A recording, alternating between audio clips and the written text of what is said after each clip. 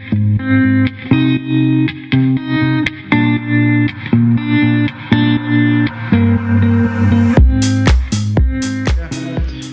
rise tonight to talk about the wonderful organisation that is Share the Dignity. Share the Dignity was started in Brisbane after their founder, Rochelle, read an article on the difficulties that homeless women were facing when they were managing their periods. Rochelle gathered her local community, friends and family, and collected over 500 sanitary products that they then delivered to some local charities in Brisbane. This was in 2015, and now, 6 years later, Share the Dignity has an army of over 5,500 volunteers, a national presence, and they've collected over 3 million packets of pads and tampons. Period products should be a right, not a privilege, and Share the Dignity are working hard to end sanitary poverty in Australia. They also importantly work on advocacy to ensure that all public hospitals offer free sanitary products to those that need them. And they're trying to work heavily on ending the shame and stigma around periods through their Period Pride campaign. From my personal experience working in the DV and sex crimes unit in my previous career, I know how important this is. Now, Share the Dignity works to make a real on-the-ground difference in the lives of those experiencing homelessness, fleeing domestic violence, or just otherwise doing it tough.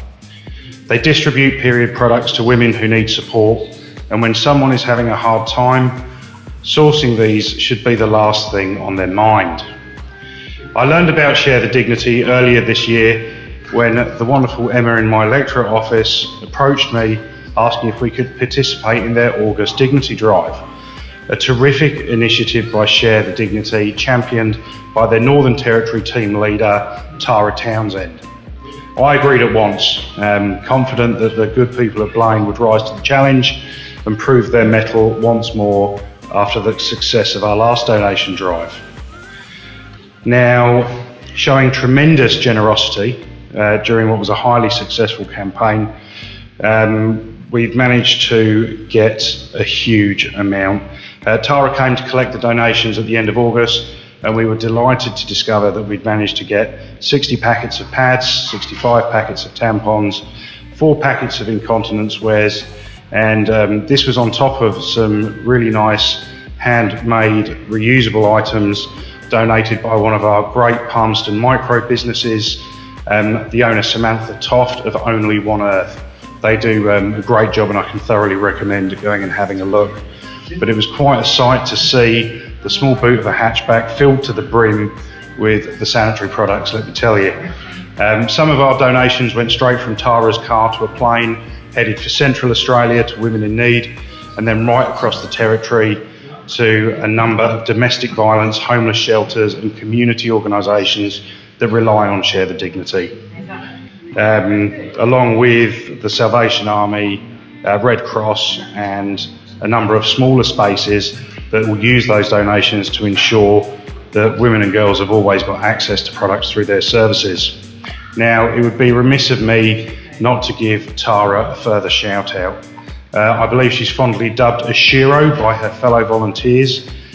Tara's a mum who works full time and still finds the time on top of that to volunteer for Share the Dignity. Now, with November just around the corner, my office is once again supporting Tara and her team with the November It's in the Bag campaign. It's in the Bag is an annual event where people are encouraged to put together bags filled with essential items to donate to those living in shelters or relying on services during Christmas. To give you a brief idea of their previous efforts, in 2020, Share the Dignity were able to donate 93,981 bags to women and girls across the nation, a remarkable achievement. Share the Dignity Northern Territory have already had over 4,000 requests from charities for bags and are expecting at least 13,000 requests before Christmas is here. Now, historically, the Northern Territory only receives around 300 donations per year, nowhere near enough to meet the need, unfortunately. So, from the 19th of November to the 28th of November, every Bunnings store in Australia will become a collection point for bags. Thank you to Bunnings, because that's a big deal.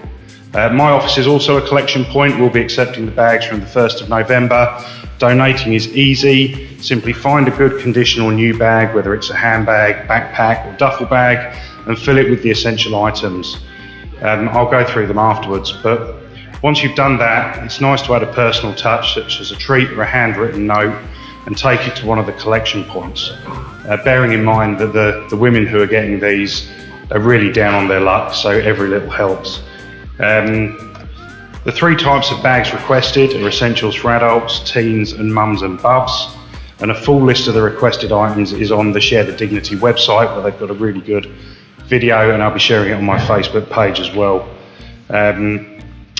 Each bag should have new unopened products: underwear, shampoo, conditioner, toothbrush, toothpaste, deodorant and soap. The team bags can be identified by tying a yellow ribbon on them and a purple one for the mums and bubs. Once again, I commend Share the Dignity for their efforts towards ending period poverty in Australia. It shouldn't be something that we're having to deal with in a country like ours. And in particular, the NT team leader, Tara, and her team, who will be supporting during the November It's in the Bag campaign. I encourage Territorians to rally behind this honourable cause, to join me in raising awareness and contribute what they can to alleviate some of the worries that face so many women and girls right around the country.